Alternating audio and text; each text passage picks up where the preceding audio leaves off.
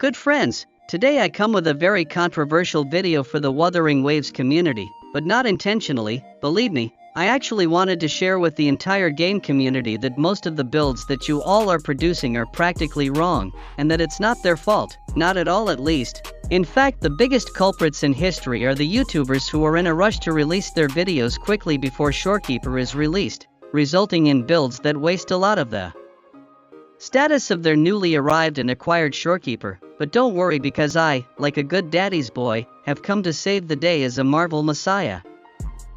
In this video we are going to talk about two big problems that I see the community having lowered their heads and having agreed without questioning, and since I am a rebellious and very bad boy, I decided to evaluate and practice whether they were right, and bingo, obviously in my Machiavellian assessment, they are wrong. The biggest problem is that every YouTuber I've seen so far recommends using 3 cost echoes with the main energy regeneration status, and in this sense, they are partially correct up to a certain point, which I will talk about later. First, I would like to talk about the opinion they gave about the Shorkeeper's signature weapon, which they did not evaluate completely and in depth. In fact, the Shorkeeper's weapon is not a game changer but a character changer, of which it makes the character more effective and interesting. YouTubers gave several reasons, such as how useful this weapon would be in the hands of another character, but they forgot how useful it is in the hands of the limited person who is the Shorkeeper. This weapon, in addition to having high energy regeneration that makes it possible not to use any 3 cost echo with energy regeneration that pleasantly increases the character's effectiveness, this weapon also leaves impressive stats at first glance for those who fiercely criticized me when I presented it as a best build, at least better than those presented by YouTubers. Now you might be wondering, how is it possible to get 250% energy regeneration, have more life, be able to heal more and cause more damage? The answer is simple: I'm cool, and of course, it's because all 5 echoes equipped on the Shorkeeper have energy regeneration that allows it to have approximately 230% recharge, and as number 3 cost echo will be wasted in energy regeneration status, you can exchange for more life or even be bold and use spectrum damage and have fun. And with the echo fallen and your fort unlocked in the skill improvements tab, it is possible to reach 250% in combat and get all the advantages at the maximum. You just need to activate Echo and then use it afterwards, but if you do the opposite it will also result in the same. And for those who cry that 20% or 10% energy regeneration is too much to charge the Shorkeeper's ultimate, I have something to tell you: skill issue. And of course, when you play with a healer, you are not supposed to start from 0 to 100% and charge your ultimate alone. If you change characters they will help you charge your ultimate, and this way you also charge your concerts almost to the maximum. So when you return to your main DPS and sub DPS after using your Resonance Liberation, you won't take long with each of them and you will soon have stage 3 of the critical chance and damage buff. With all this, we see the true potential value of this weapon, which leaves your Shorkeeper with the potential to have 50,000 health and still have a 4 healing bonus as its main echo cost.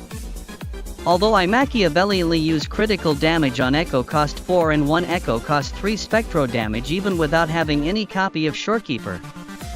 But for those who decided due to the influence of YouTubers or lack of resources and got the Variation weapon, don't worry too much, because with the Variation weapon, if you have all 5 echoes with energy regeneration, you will only need to have 1 echo costs 3 energy regeneration, not 2 as is said. Cough cough cough, YouTubers, cough cough. Don't worry about not reaching 250% round stats in combat.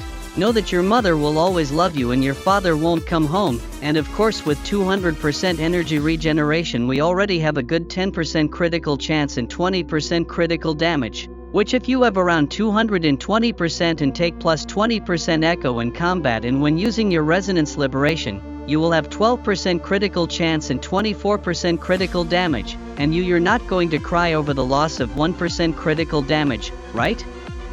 You crybaby, look at the American dream as real and be happy with the possibility of having a much better Shorkeeper than what you currently call a healer. Finally, let's talk about the possible combinations and compositions of echoes to help you copy and paste like a good classmate, and not like that idiot who didn't let me copy on the 6th grade test. I'll never forget you, Obama. Well, firstly I recommend using the echo composition of 43311, with the echo costing 4 healing bonus or HP, or to be rebellious use critical damage. The 3 cost echoes are free to choose, mainly because I, Marvel's Messiah, have given you the choice. But I recommend always using 1 HP echo cost 3 regardless of your choice of echo cost 4. It can be 2 echoes costing 3 HP, and if you want to be bold and are tired of a generic support that only heals and buffs, give it a little time using 1 echo of spectrum damage and 1 echo of HP if you use echo costs 4 critical damage.